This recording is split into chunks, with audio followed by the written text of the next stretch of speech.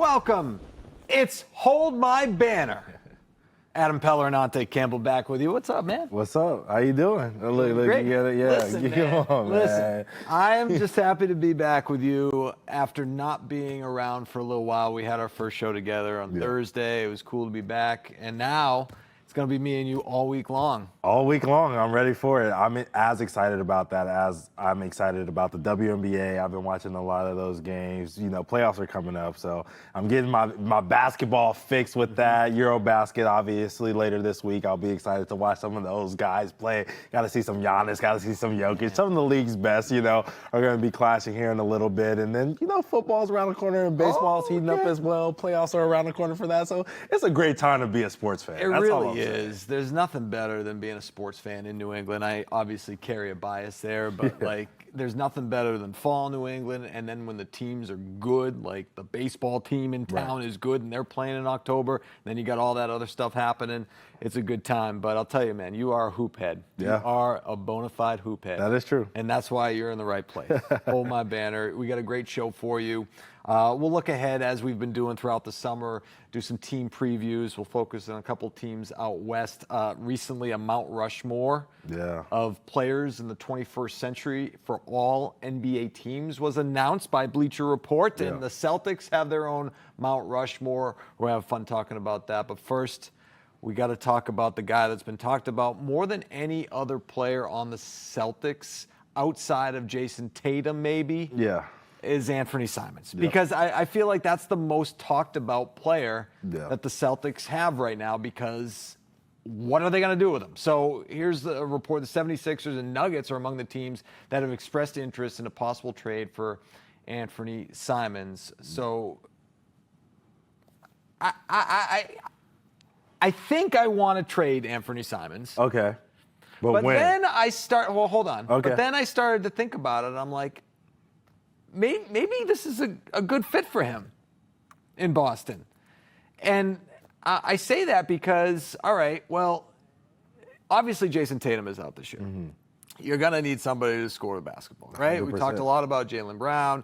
We talked about Derek White obviously filling that void, and Peyton Pritchard possibly being the starting point guard. Yep. But you still need some more. Yeah. And I know he's got an expiring contract, and I understand that it's a lot of money. It's a heavy price tag, and he's trying to stay under the tax apron. But maybe when Tatum comes back, Simons is around, if you're able to work out some kind of deal, because we talk about the fact that the Celtics are going to eventually do what they did to get Kristaps Porzingis here and Drew Holiday here. They're going to load up, and they're going to surround Jayson Tatum and Jaylen Brown with some solid pieces, right? So why not accelerate that a year, right? Why wait until next offseason to try and get it done when you have somebody in-house already? Right. And you might be able to work out a deal. I don't know, because I was on the Anfernee Simons, let's trade this guy, right? Let's get under the apron. Yeah. There's no need to have him on the roster this year. Get some value back, maybe in the form of some draft picks, or if nothing else, you just you alleviate the $27 million. You take that off the books. Right. But I don't know. I'm kind of like going back, and maybe it's just because we've been talking about this all summer. Yeah, well, I did want to know, I've seen some reports too that the Nets are interested as well in making the trade, and they have some pieces that I personally would like here in Boston. But, thinking about this Anfernee Simons thing, I think you brought up a point that made me just open my mind to something. This dude has played 7 years of NBA basketball for the Portland Trail Blazers, playing essentially mediocre basketball, at least mediocre by New England standards, as you were saying. Teams that haven't been past the first round. I don't even know if Anfernee been past the first round. If he has, it's definitely not been to the Western Conference Finals or anything like that. Well, bubble. Yeah. Was that a Western Conference Finals appearance against the Lakers?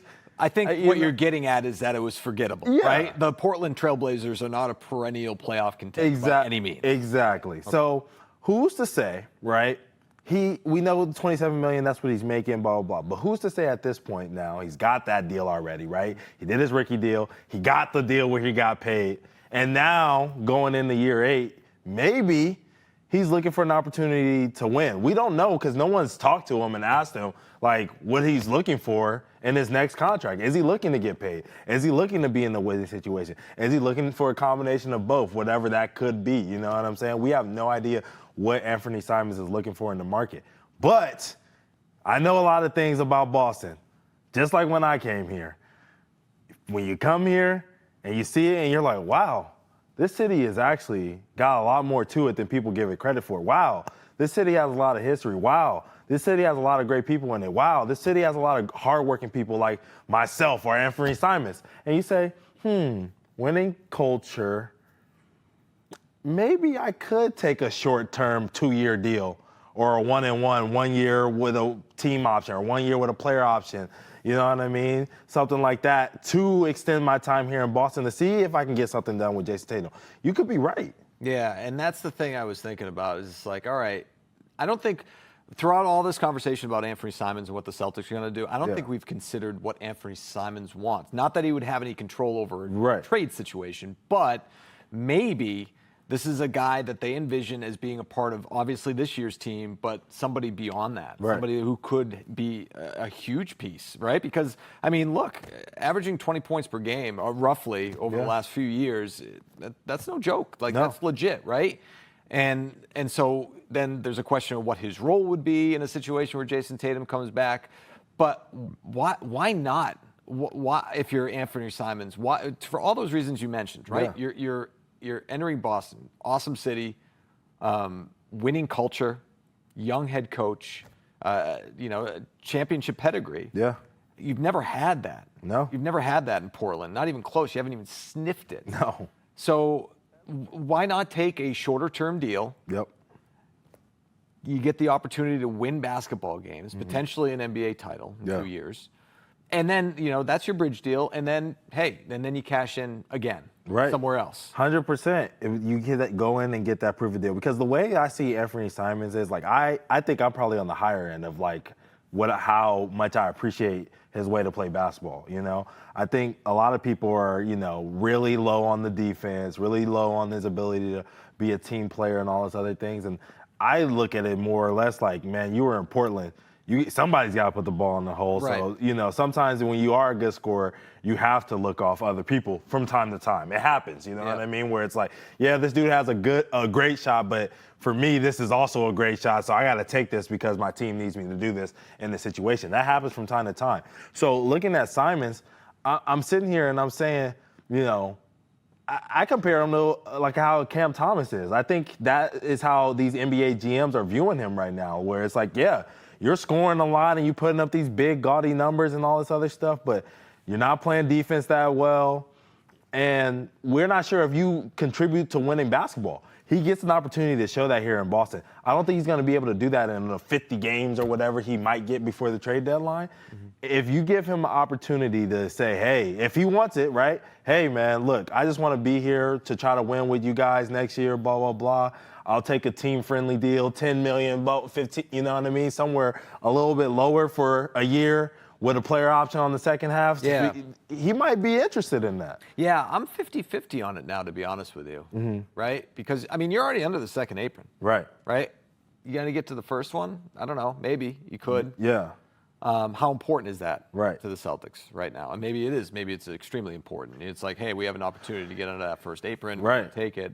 But you also have to consider, again, you're going to go over it again to try and bring players in to surround Jayson Tatum and Jaylen Brown. Derek White, because I want to include him in the conversation too, to try and compete for another title. So the guy's already in-house. He's already on the roster. You have an opportunity to see how he fits, and then maybe you revisit it at the trade deadline, which I think is what you're saying, right? Yeah. All right, so we've talked about the pros and cons of keeping Anfernee Simons on the roster, but all right, let's say the Celtics are like, yeah, no, that's not going to happen. This guy's not going to be on the roster once training camp starts. Yeah. We're going to make a trade. And so we've had reports, as we mentioned off the top, the 76ers and Nuggets. Yeah. What kind of return would you expect for Anfernee Simons for either one of those teams? I think he's a good enough player where I need at least a first-round pick. I need at least a first-round pick, and if possible, a budding role player. Yeah. You know what I mean? Like, that's what I think would be a good return for him personally, and when you're talking about a first-round pick for teams that have $27 million in cap space to give up, it's probably going to be a team that's pretty bad looking to make him a future centerpiece for them. Yeah. And so that pick, is he a future centerpiece type of player? He could be. We don't know. I mean, he's only 26 years old. And it's going to be his 8th year in the league? In Portland, I know, we're ragging on Portland a little bit here, but they really just didn't have the health or the talent around him to get, to get things done. Aiden was always injured. Grant was always injured. Those are their top 3 guys. And he was injured, too, at times. You know what I'm saying? So when your top 3 guys are playing 50, 60 games a year or less, you know what I mean? And you're already Portland in a talent-deficient market, you're going to struggle, right? So is it him or is it the team? Is it him or is it the coaching? We don't know if Chauncey Billups is a good coach because we haven't seen him coach a team to a high level yet, you know what I mean? Or achieve what we thought they could do. But once again, he didn't have the talent. So all of these things have to kind of mesh to make a good team. Can one player, especially a guard in today's NBA, an undersized guard at that, it's really difficult unless you're Steph Curry or something like that to get a team over the hump. You know what I'm saying? So I think he can be a piece. I don't think he's your best player. No. I think he could be your second or third best player, you know what I mean? But this guy is still young. I mean, you have to think about it. He was the first kid in a while to get drafted out of high school, technically. Yeah. Because he went to IMG Academy instead of going off to college and did a prep school year and then went straight to the NBA. So, he's still a younger guy. I think he's, 26 years old? 26. Yeah, so he's 26 years old. Yeah, I mean, he just turned 26 in June. Right. And, he's been in Portland his whole entire life. I think if you come in with a different energy, going into a contract year, coming in with the hunger of trying to be a part of something that's winning, you're hearing the way Peyton Pritchard's talking about this team, saying this is not a bridge year, we're not losing, we're not doing this. Right. Brad's saying the same thing. Joe Mazzulla's saying the same thing. He's going out there and trying to win. A lot of these dudes have a lot of things to prove right now. Peyton, is he a starting guard? JB, is he a number 1 guy? Yep. Joe Mazzulla, is he a good coach? Brad Stevens, is he really that great of a GM? Can he really get it done? You know what I'm saying? All these things are putting pressure on this team. So these guys are hungry, and he's only going to come in and match that hungry energy. Yeah, I like the idea of Anfernee Simons on the Celtics this year and beyond if they can make it work, because you're starting that process of surrounding Jayson Tatum and Jaylen Brown with the talent. Yeah.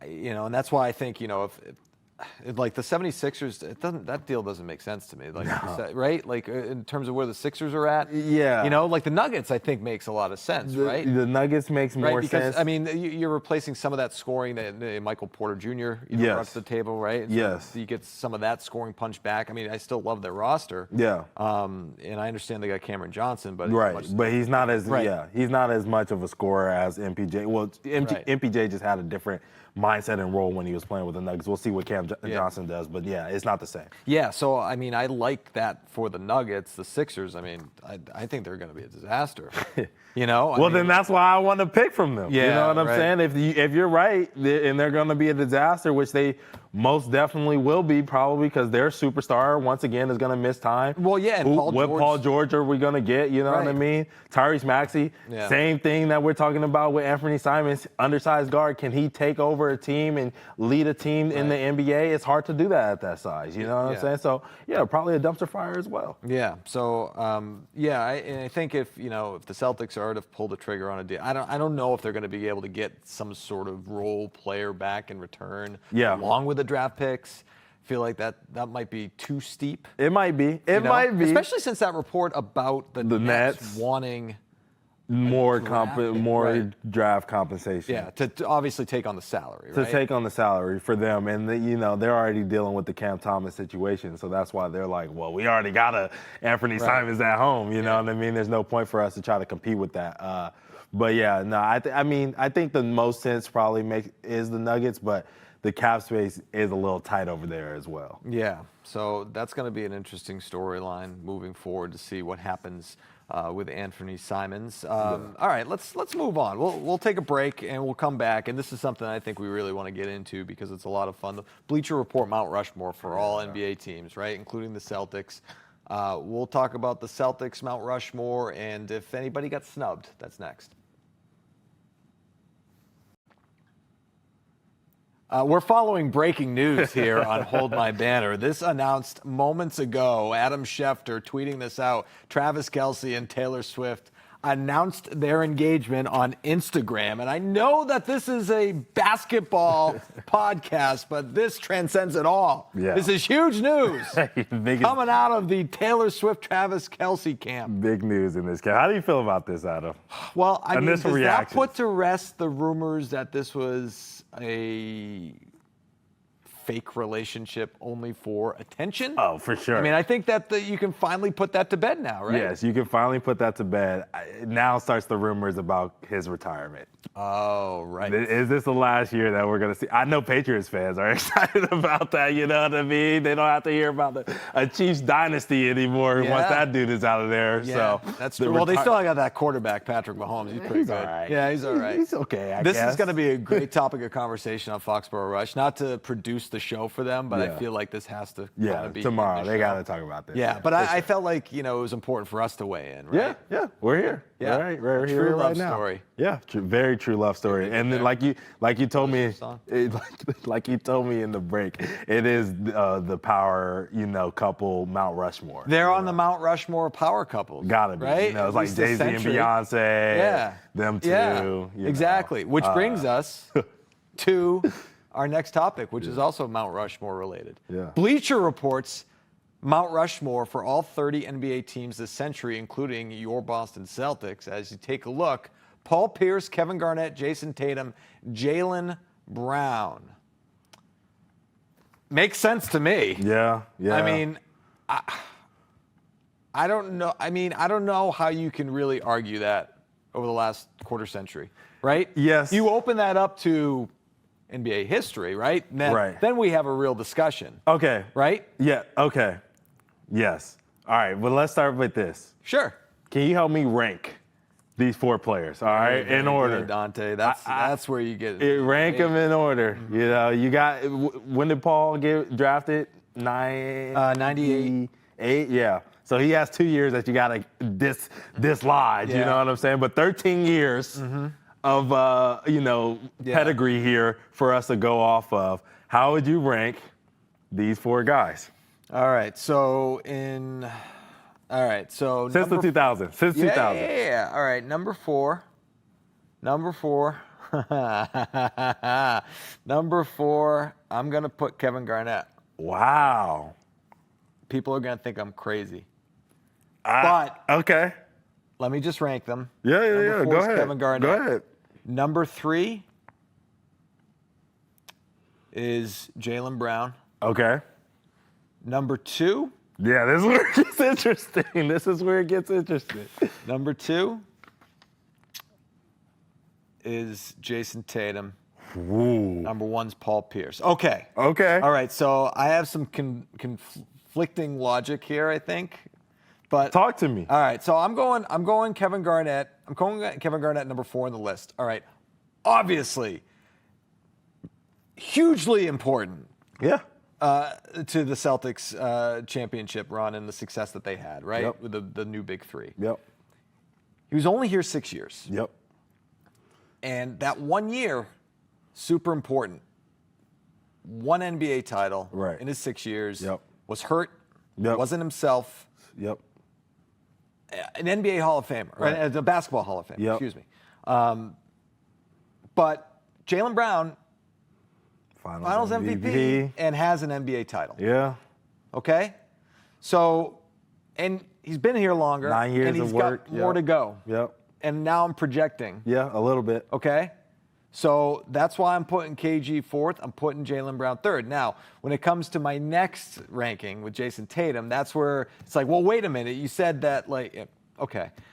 Jayson Tatum was not a Finals MVP. And Paul was. And Paul was. Yeah. Paul was here, still a lot longer, still holds. 13 years in this experiment, Right. but 15 years total of his career. Right. A Hall of Famer. Yep. Tatum's not quite there yet. Yeah. Come back to me in 5 years. Right. Well, yeah. Obviously, this would be year 9. Yeah. We assume that he's not Yeah. going to Come play back to me in 5 years. in year 9. So Right. so 5 years. Yeah, give him some time. So that's that. And again, people might think I'm crazy, but that's the logic, right? And I'm just going strictly like, all right, Kevin Garnett, 1 title. Jaylen Brown, 1 title. NBA Finals MVP, been here longer.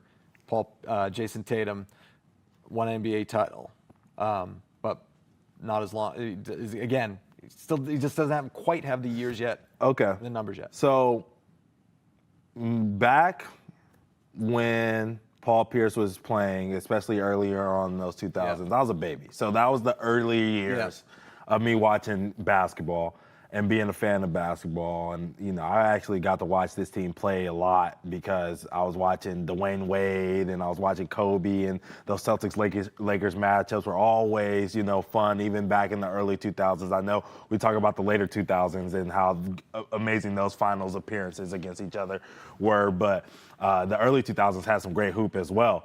Paul, I actually just found this out today, though. Yesterday, Paul was the number 2 rated player in 2K2. We're on 2K26 that we're going into now, but in 2K2, he is the number 2 rated player at a 98 overall. I would have to argue that Jayson Tatum has never reached the heights that Paul Pierce has reached. And I think, you know, obviously when you're looking at MVP ranking and all this other stuff, Paul has never gotten to 4 or 6 in the MVP voting that Tatum's ever, you know, that he's reached. But, you know, I think we talk about longevity and peak versus peak. I think some people might argue that Paul had a higher peak than Jayson. I'm just putting that out there. Yeah, I mean, that's not a terrible take. It's a decent take, I think. I mean, Paul Pierce, I think, was always a player, like even in the draft, right? Like, I mean, he was a 10th overall pick, you know, overlooked a little bit in his career. And I think he was also overlooked a little bit because he played on some bad Celtics teams in those early 2000s, right? Yeah. But one hell of a player. And he and Antoine were the first sort of iteration of like, hey, like things, you know, like the first successful, like, period of time for the Celtics since like Bird was walking through the door, right? And so like, so that was exciting at the time, having lived that, and then going through some really bad years, and then obviously bringing KG and Ray Allen in, you know, turn the tide. But Paul's still got more on his resume than Jayson Tatum right now. And to be honest, Tatum's had it pretty good here. You know what I mean, in Boston, compared to, not saying that that's a knock on Tatum, but it's an uplift of what Paul had to go through. Like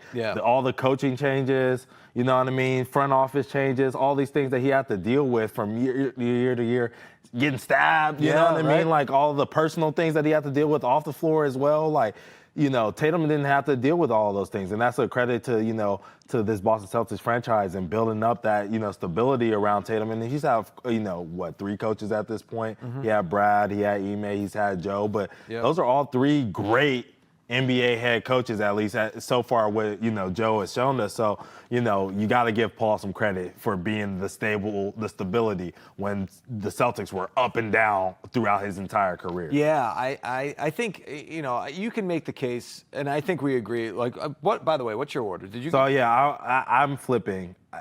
I love JB. Yeah, I love JB. I gotta take KG just because he set the tone for the, you know, the foundation of what the Boston Celtics were going to be, because you know, the 80s were great, 90s started to get real scary, 2000s were kind of scary, and then he walked in the door, and a franchise that was looked at as a team that used to win became a team that is, oh, we win again. Like, this is Celtics culture. So, like, he had to redefine Celtics culture. So I give him a little bit of an edge for coming in, buying in immediately, taking it under his wing. Like, they had something going.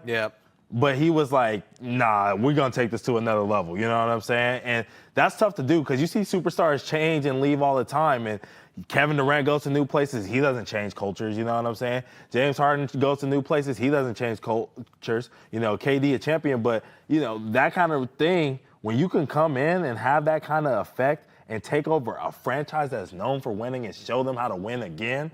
You got to get some points. No, on the book I for think that that's for me, I and agree. I get the longevity. No. I agree, and I think in terms of having an impact and changing the culture, no question about that. Kevin Garnett did. Right. They would not have won a title without Kevin Garnett. Right. No question. My argument was just that. Yeah, the Finals MVP. It matters. We're talking about the last quarter century. Yeah. Talking about a player who, again, I'm not taking that NBA Finals MVP away from Jaylen Brown and how important he was during that playoff run. Yeah. Right. And I think I'm guilty of this. Mm-hmm. We look back more fondly as the years go on. Yes. Right? And certain players, certain teams, right? 100%. We sort of, brush aside the newer version, right? And just say, oh, they didn't do it like this guy did back in the day. So I'm trying to avoid doing that. 100%. And I think with JB, I'm right there. Yeah. Like a good year this year, I'm like, okay. Right, because we're talking about this guy being the man this year, having the opportunity to do that. I'm right there. And the same thing with JT and Paul. Like, you know what I mean? Like, Jayson Tatum and Paul Pierce, I'm right there, too. Like, it's like Tatum needs just one more, you know what I mean? He finishes as a finalist as an MVP at some point in his career after this with the Boston Celtics. I'm like, yeah, Paul, thanks, man. But Tatum got the 2000s. That's his, you know? What if this were a top 5? Top 5?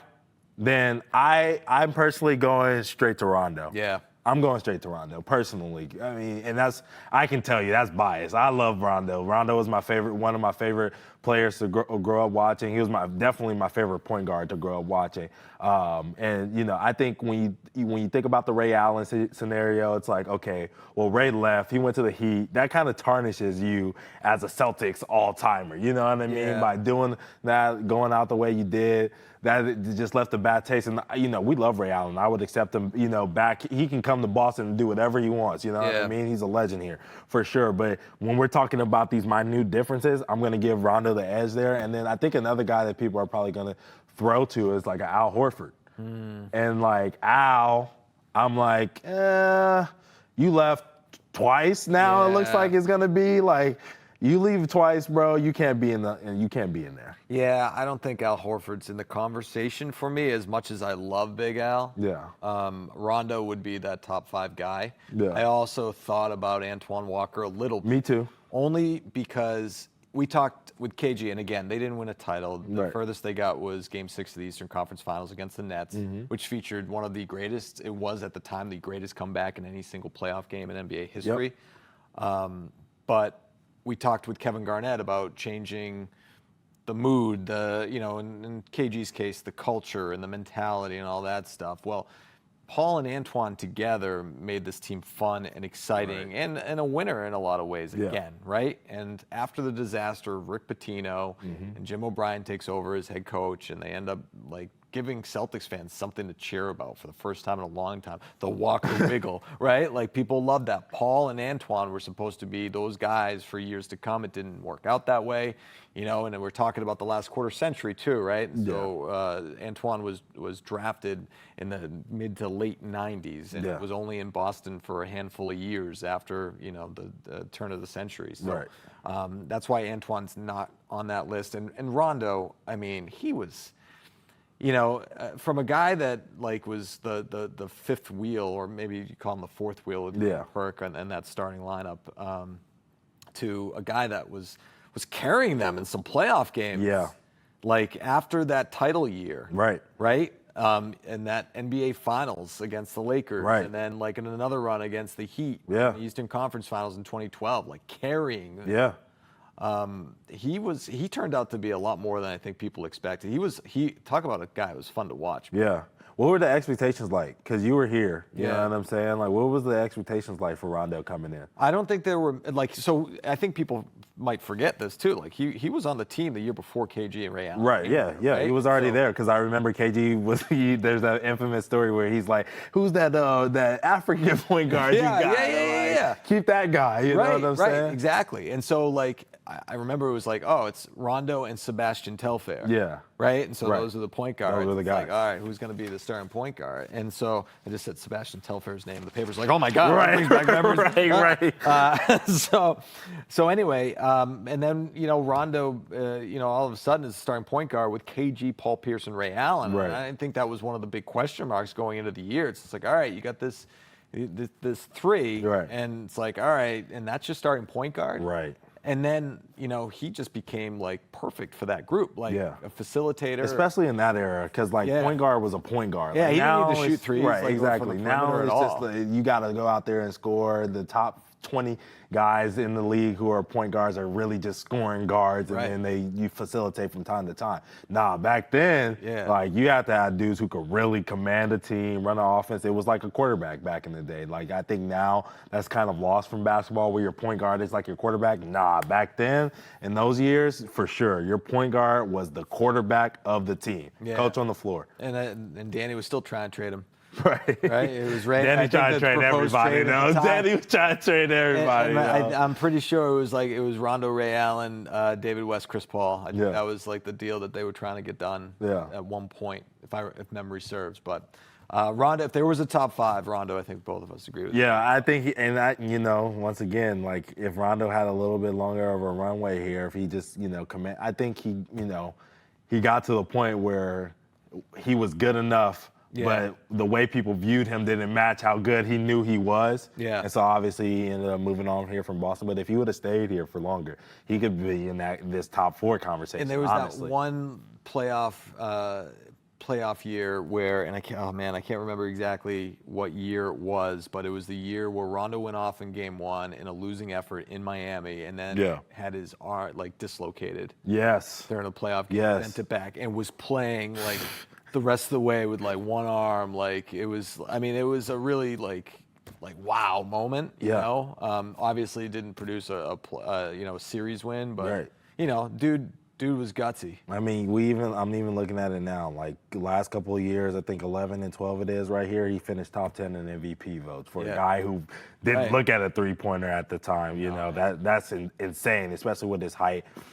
Just heart. He just embodies what Boston Celtics culture is. Absolutely. And so that's why I always would, say if he had a little bit longer here, man, he's definitely Mount Rushmore top 4. You got to have that conversation. Yeah, but I think we have both agreed, no argument on the Mount Rushmore. Maybe the ranking, that's up for debate. And I know I'm going to get killed for putting KG 4th on this list. Yeah. I'm going to get crushed. You're going to hear something. And I'm ready, baby.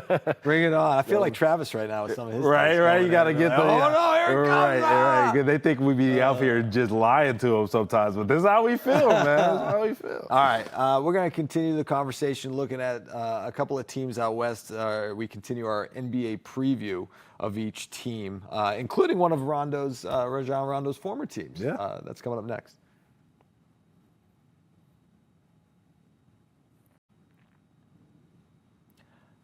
All right, let's talk NBA and team previews, including the Sacramento Kings, who are very excited about their upcoming season. The question is, are fans excited about their upcoming season as they highlight some teams that they're playing, including the in-season tournament? They got the Lakers. All right. All right, cool. Adam, back with you. You're not that excited about this Kings team. Well, they're not going to be bad. I think they'll compete for the 8th seed, right? Hopefully. Yeah. All right. So if we look at this team, right? Yes. Obviously, the big move last year was trading away Fox. De'Aaron Fox, right? You bring in Zach LaVine, you have DeMar DeRozan, you sign Dennis Schroder to a 3-year deal worth about $45 million, which is a lot. Domantas Sabonis is still walking through that door, which is a good thing. They drafted pretty well, and Nick Clifford, who had a great summer. And Keegan Murray, decent player as well. They're okay. They're okay. Here's my thing. You brought it up already. I mean, they paid Schroeder all that money. Yeah. And my thing is, this team has had identity issues ever since they traded away Tyrese Halliburton. It's been like, that was a long time ago. Forget trading Tyrese Halliburton. Ever since they traded DeMarcus Cousins years ago, during the All-Star break, as he's up there representing their team, getting ready, and he has to hear from the media while he's sitting there getting interviewed that he just got traded. You know what I'm saying? Ever since then, they've had identity crisis. And when you're looking at this team, and if we're not going to be good, and we're going to just DeMar DeRozan's not happy, Zach LaVine's not happy, but we're just going to roll the balls out and see what happens. Like, we didn't see what Zach LaVine and DeMar DeRozan looked like in Chicago already, know that it wasn't going to work. You know what I'm saying? Yeah. But we're going to roll it out. I mean, at this point, forget Schroeder. Don't even bring him in. Y'all should have signed Westbrook and just sell jerseys. I would buy a DeMar DeRozan jersey. I'd buy a Zach LaVine, DeMontis Sabonis, Westbrook jersey. Just sell jerseys at this point, because that's what this roster looks like right now. Like, oh, we're just going to roll the ball out this year and just see what happens. Yeah. Yeah, I mean, that sounds about right. I mean, they haven't – what? They made the playoffs 3 years ago? Yep. And before that was like 20 years, nearly 20 years before, where their head coach was on the team. Right. Doug Christie. I mean, really, like year in and year out, this is a team that, I mean, you think about the glory days, and again, like we were going back in the time machine talking about KG and Paul Pierce and Ray Allen, even Antoine Walker came up when we were talking about Mount Rushmore. And I was thinking before this segment about how exciting the Kings used to be back in the day. Yeah. You know, with Chris Webber and Peja and Vlade and, you know, Jason Williams, and like they had all these dudes, and Probably should have won a Western Conference Finals. well, and they went to just the had finals. the Lakers to Right. go against, right, back in the day. You know, Shaq and Kobe. It's kind of tough timing, Right. you know, To be great, yeah. but then, you know, over the years, it's just like year in and year out. Yeah, there's some promise. You mentioned DeMarcus Cousins, and you know, most recently De'Aaron Fox. But now it's like they really don't. Like, I don't know what they're built. I don't know what they're trying to do there. I don't understand why they feel the need to keep trading away superstars. Yeah. They did it with DeMarcus Cousins. Yeah. They did it with Isaiah Thomas. Yeah. Don't forget about that. Right. Did it with Tyrese Halliburton. Right. Fox, at that point, was like, I mean, you didn't gave me 85 coaches in my 6-year career in the NBA. Like, get me out of here and get somewhere else. So he dips. Like, it's just at this point, like, you have to find your guys. Mm-hmm. You have to get out of this NBA purgatory that you're in, where it's like, we're good enough to make the play-in and possibly make a playoff series, but not bad enough to just be terrible and get a top 5 pick. Like, be bad, get a top 5 pick, ship DeMar off to wherever you can get picks for him. Yep. Same thing with LaVine. Say, hey, thank you, Sabonis. Go be free somewhere else and take your prime and win somewhere else. Strip it down to the studs. And just start all the way over. Strip it down. It seems like where they are, right? Because you don't want to be in purgatory, and it seems like that's where they are. Yeah. Now, to play devil's advocate, there's a report, right? And we're going to talk about the Golden State Warriors coming up next, but Jonathan Kuminga, right? One of the suitors could be Sacramento. If you added him to the mix, and you don't have to give up an impact player, just draft picks. Does that move the needle at all for What you? does that do? We're taking flyers. Yeah. No disrespect, Jonathan Kuminga. I thought he was a really good prospect coming out of high school and playing with G League Ignite and all that other stuff. And, you know, he's super athletic, and he reminds me a lot of a young JB. So, I have high praises for Jaylen Brown, same high praises to Jonathan Kuminga and his ability. But it's what he's going to do on the floor. Is he mature enough to separate the situation, if he does get traded, from the Warriors and how he was treated over there, or at least how he felt like he was treated over there, and say, hey, man, I'm a good NBA player. I need to just go ahead and buy into a new team that's about me and I'm about them and do this thing the right way. Is he a mature enough guy to do that? I don't know. Yeah. The Kings don't have a good track record of building dudes up. Right. They have a good track record of tearing dudes down and having a superstar here and there and not putting any talent around them. So even if you were to be a good player and, like you say, take a swing on him and he figures it out, what are they going to do to ensure that he wants to be there and that he wants to stay? I can't trust any of that. They just need to start over and basically do a Thunder, pick a bunch of dudes, maybe make the trade for it. Maybe it is Jonathan Kuminga, but SGA, the undervalued guy at the time or whatever, and just have a bunch of young dudes in there who like each other and want to play for each other and figure out who that coach is that's going to coach them. Maybe it is Doug Christie, maybe it's not. And then you build a culture where we're all in this together because we lost together, we won together, we starved together, we figured it out from the bottom all the way to the top, and now we're celebrating. Yeah.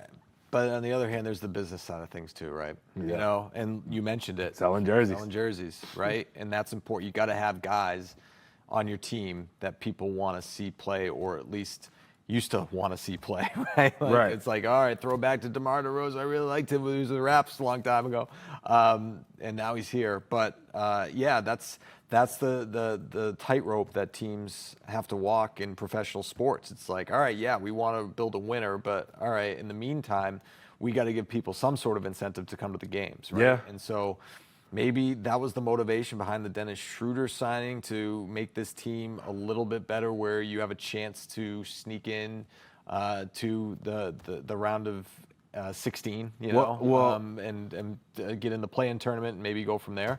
Well, the way I see it is like. And by the way, I think he could get traded, at any point, right? And the thing is, I hope he does, because to be honest with you, I want to see this team get in the lottery, and I want to see them get a top 3 pick. And the only reason I want to see him get a top 3 pick is because right now, as we sit here today, obviously the draft board is going to change, but it looks like you got 2 point guards at the top. You got Darren Peterson, you got Michael Brown. Both of these dudes are dynamic guards. They do exactly the type of guard that we were talking about earlier.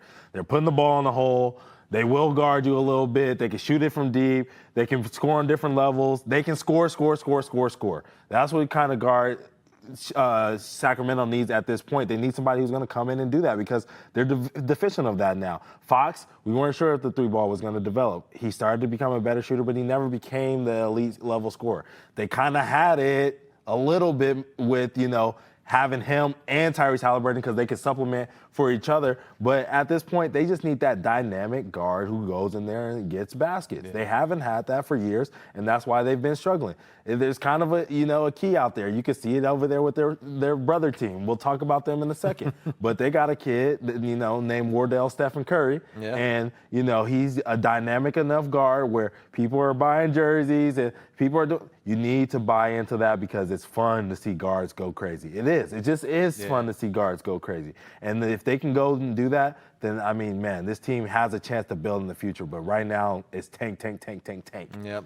But they're not building their roster that way. No, right? Which is frustrating. It has to be for a Kings fan. Yep. Maybe the deadline will prove to be different for them. But yeah, we'll not great. All right. So that's the Sacramento Kings. On the other side, we'll talk about another team out west, the Golden State Warriors, next.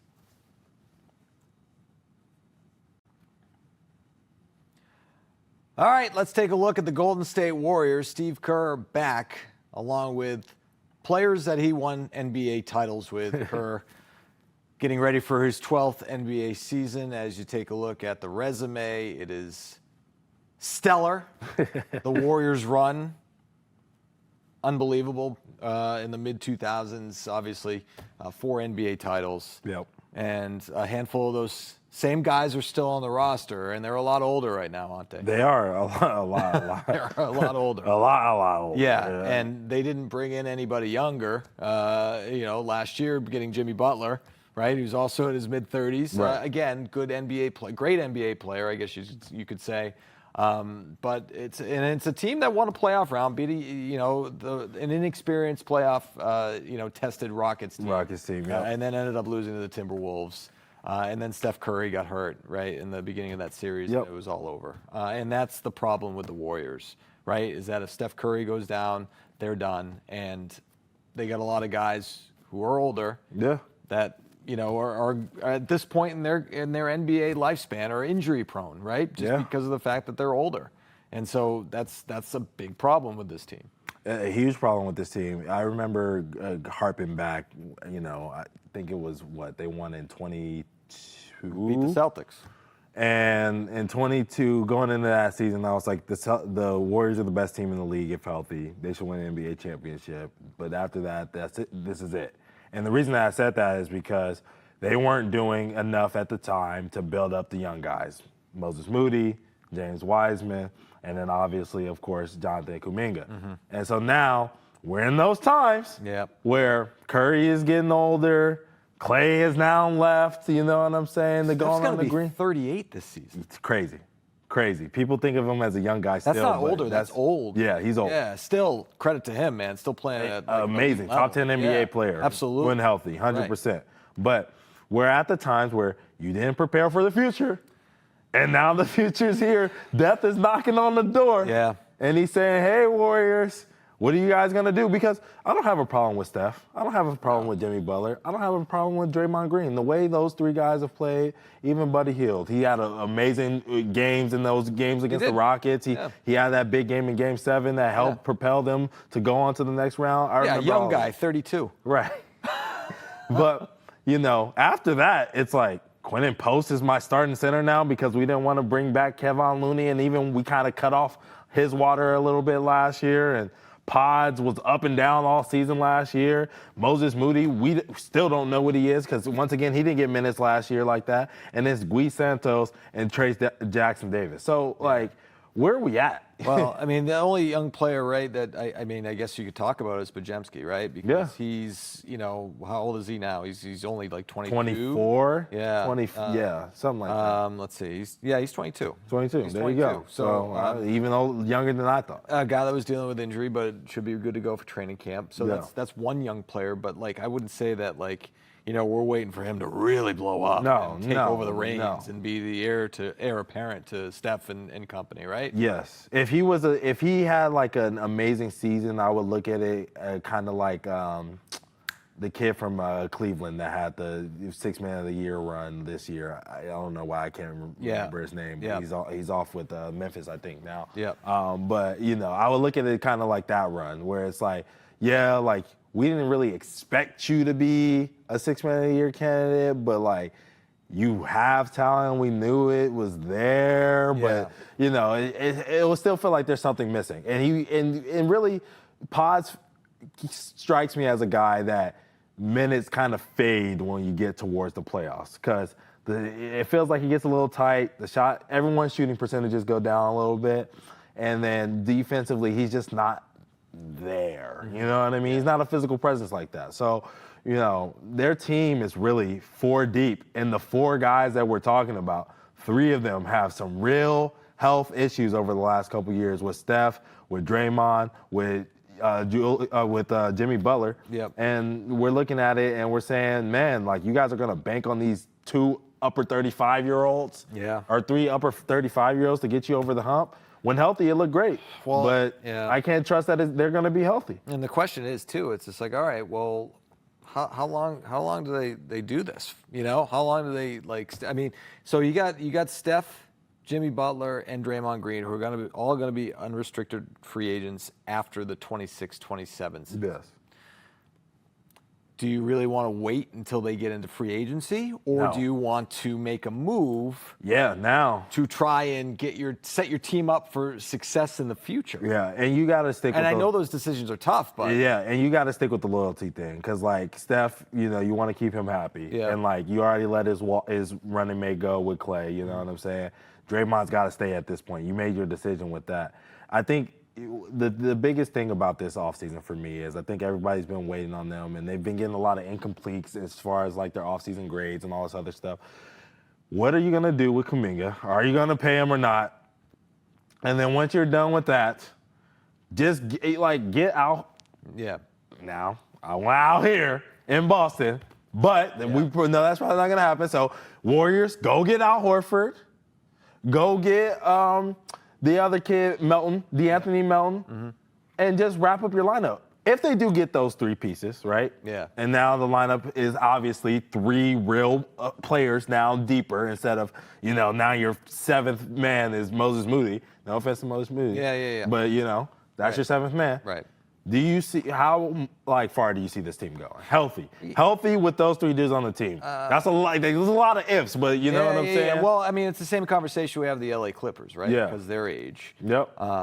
But they have some more promising younger players on that roster. I would say. I would say West Finals is the ceiling. Absolute ceiling. Absolute ceiling. Absolute ceiling. And that's good matchups, right? That's good matchups, right? That's you're counting on. They can't bank on the Rockets. Injuries. You're right. They can't bank on the Rockets to bail them out this time. Exactly. They ain't getting these teams are experienced now in the West, and it's no young guys just rolling through here that you might get lucky again. Yeah, and I'm thinking primarily the Nuggets and the Rockets and the last year's champion, the Thunder, right? Yeah. But also, the team that beat you last year too, the Wolves are still right. This Western Conference is stacked. Yeah. Is stacked, and it's just to rely on those guys to stay upright for 82, be ready to go for the playoffs, and be deep enough and have enough left in the tank to make a run, Right. that seems like a big ask. So their win total right now is 45.5. They won 48 games last season. Yeah. Do you think they'll be over or under that win total right now? If you have to guess. All right. Well, if I had Thinking to guess, knowing that the Nuggets got better, the Rockets got better. Yeah, I'd say I'd go under. Under. I'd go under. Yeah, 44 sounds right to me. 44. Yeah, so you're right there. Yeah. I'm right there, but I think I could accept that because the West is going to be beating up on each other. Yeah, for sure. And there's, and they play the East too. Right. and it's all about when you play the East, right? Because like they could play the East and be a better team, but then it could be a time when Curry's hurt, or it could be a time when JB's hurt. You know what I mean? So Jimmy Butler. So it's one of those things where timing all matters in this. I can see that. I'm like low 40s too. I don't think they're getting over 45 as well, but it might be right at 45. Yeah, and you know what? I'll say this: just enjoy it, man. Enjoy watching Steph Curry play basketball because you don't know how much longer he's going to have left. Not much. Now, I'm going to enjoy it for sure because when that man shows up at TD Garden, you can guarantee I'm going to be right there, ready and watching. All right. And you got to enjoy every moment of Hold My Banner because eventually the show ends, and that is the case right now. But we will be back together on Thursday. Yeah. All right, we're going to talk some NBA 2K on Thursday. Oh, all right. Excellent. Right in my wheelhouse. Yeah. All right. For Ante, I'm Adam. We'll see you next time. Peace.